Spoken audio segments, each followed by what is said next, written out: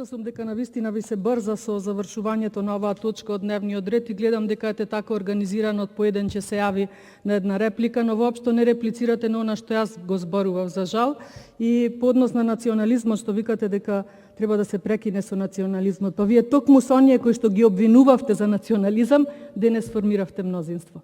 И вие грижете се за вашиот лидер, кој што е 2 пати аболиран криминалец, а оставете ги реформите во ВМРО ДПМН на нас. Кога вие ќе бидете реформирани, тогаш некој ќе верува во вашата победа и во вашите лажни зборови.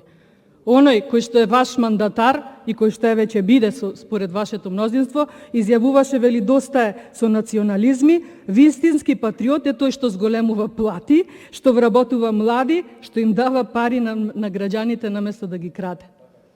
И доста со национализми, а вие тие што ги обвинувавте за тоа, сега ги зедовте во коалиција. Зошто? За да не одговарате за се што сторивте. Затоа подобро не излегувајте да реплицирате, ништо не кажувате, а и време само одземате. И благодарам. Ви благодарам.